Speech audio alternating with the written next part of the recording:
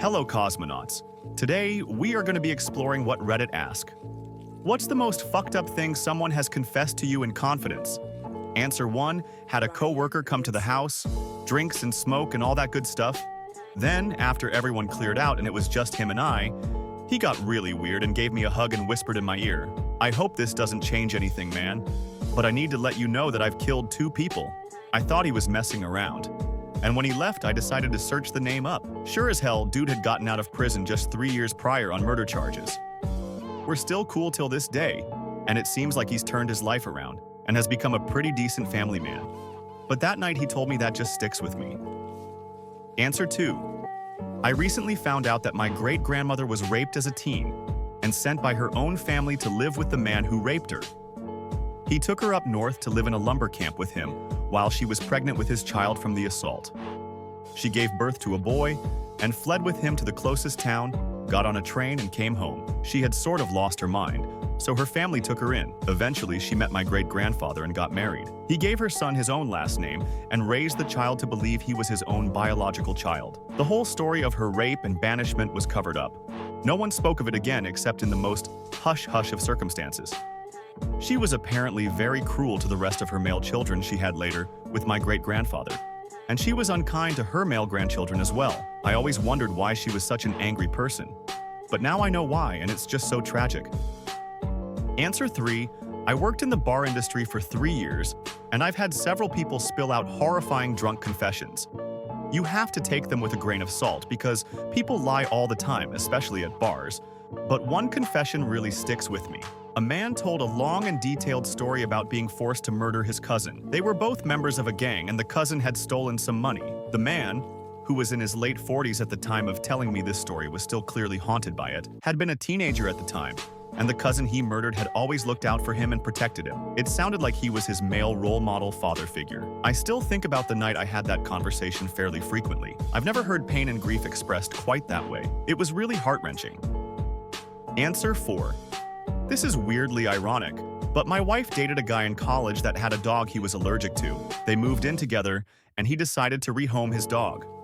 One of his friends got so upset that he was choosing his girlfriend over his pet that she tried to poison her with a laced cupcake. She was sent to the hospital and was very sick for a few days, but otherwise did not have any long-term effects from it. The friend went to jail for 2 years.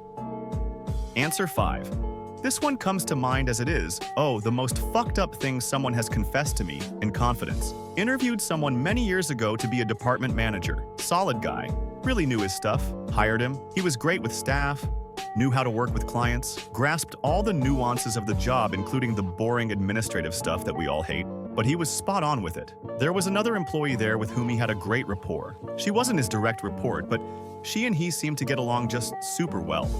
Chemistry as if they knew each other for years. Nothing out of the ordinary. Nothing beyond just being able to effectively work interdepartmentally. And when they worked on projects together, they were on task, focused, and delivered. Now, this guy had pretty good chemistry with everyone else as well. But this one female just was like they were in sync. He had been with me for about 2 months. He was in my office one day. We were having lunch and just chatting about all topics not work-related. The subject of family came up. From him, not me. I told him, "My story is short. No kids, almost all family is dead, so I don't have anyone really anymore except me and my spouse." He smiled and nodded in what I would say is a kindly, empathetic way. At this point, he told me he had a large family and extended family and started to give a small history lesson. This guy has a lot of family, a lot. As he's going down the list, he starts rattling off names, and one of them is the female I mentioned above. Find out she's his great-niece. Well, damn, that explains how and why they gel so well when they work. They're family. Okay, that makes a lot of sense. Now, we have no problems with family members/relatives working for us. Not an issue. As he concludes his conversation, he says to me, "You knew, right?" I said, "No, I had no idea you two were related, but it makes sense now." He looks at me, and he has a serious look on his face and says, "No, you know about us, right?" I looked confused, I assume, and said, "I don't know what you mean." He said, "My youngest daughter. She's the mother." That took me about 45 to 60 seconds to fully process what he was telling me. I finally said something along the lines of, "Nope, had no idea. Okay, great, this was fun. Let's do this again soon." My best employee is related to another good employee, its great uncle and great niece. and they've fucked, are fucking, and have a kid together. Oh, he was in his late 60s, and she was in her very early 20s. I checked and checked, but we had no policy against such. He quit about a month later. She stuck around about another month and also quit. I strongly suspect it was due to him spilling the news to me, which to this day, I just don't understand why he shared what he did, beyond her being his great niece. In that moment, he just chose to share. I assume it was due to the great sushi we just had for lunch. Thus, that story takes top spot in my book. Hey you, if you enjoying the video, subscribe for more histories. Answer 6. An ex-friend helped another friend to commit suicide. She helped him get rid of his stuff, get the rest of his stuff to his baby mama and 12-year-old son, write his suicide note, take the last picture of him on his phone so his girlfriend could use it for his funeral. They were cheating with each other, doing crystal meth, watching porn, and she didn't give a fuck. Proudly told me at his funeral that she took that pic of him by his coffin. Landed up losing her kids, home, partner, and the respect of all of her friends. And the most bizarre part of this whole story is that she was the perfect mom. The soccer mom, class mom, the mom that we all aspired to be. Answer 7. Mine isn't really that fucked up, so I guess I should consider myself lucky. One of my first girlfriends confessed that she never completed any schooling. She was homeschooled all her life and was even a part of the graduation festivities for my high school graduating class. She was very fun and personable. One day she said she had something to confess and said her mom simply filled out all the paperwork and just copied test answers and mailed them in.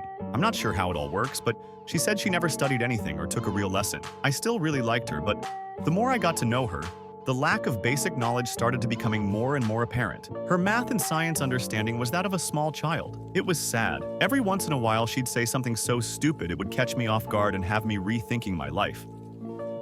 Answer 8. A co-worker I became mates with eventually confessed to me. He was a drug dealer, grew a lot of weed that he's rarely faithful, and has cheated on his fiancée at almost every opportunity. Dude also had a major coke habit, was a gambler, and his other side hustle was a long con on a company he used to work for. On the surface, he was charming, clever, and funny. Once he brought me in, as it were, I realized he was a complete sociopath. Last I heard, he was arrested for a road rage incident in his Beamer. Answer 9. Helped a co-worker move, met his wife and 2 daughters, had an amazing time. About a week later, he and I are sitting at pre-shift, and he leans over and tells me he and one of the hostesses, who was in her early 20s and he in his late 30s, and him were snapping each other nudes until like 2 in the morning the previous night. I know other answers in here are worse, but I was outright disgusted by him in that moment. Still am. His wife was sweet as pie and bought us pizza and always came to help set decorations at our job. Just gross. Answer 10. Had a friend confess to being the bio father of 2 other friends' kids, 2 separate instances of cheating with a friend's wife, 2 instances of it resulting in a kid. I still don't know how I'm going to handle it, since I was only told a couple days ago. Answer 11. Admitted to being a narcissist while laughing. I thought she was joking. Wish I'd listened to her. She ended up making me her worst enemy when I refused to enable her. Decided to down so much booze she got hospitalized and blamed me for it. Spread a bunch of rumors to mutual friends. Told my best friend of the opposite sex I was in love with him. I wasn't. And he freaked out and ghosted. She tried to break me up with my boyfriend. It was a mess. 4 weeks later, she got married to some dude she'd only known for 2 weeks. Did I mention the thing I refused to enable her on had to do with her ex-BF she was still obsessed with? Yeah, I feel for the new dude. He was very clearly a band-aid for her very deep issues. Answer 12. At a sleepover, my friend told me she had been secretly recording her parents' fights and uploading them to YouTube for money. She had over 100,000 subscribers. I checked later. The channel is still up, but she stopped posting after her dad found out. That was enough for today, Cosmonaut. I'll wait for you in the next travel.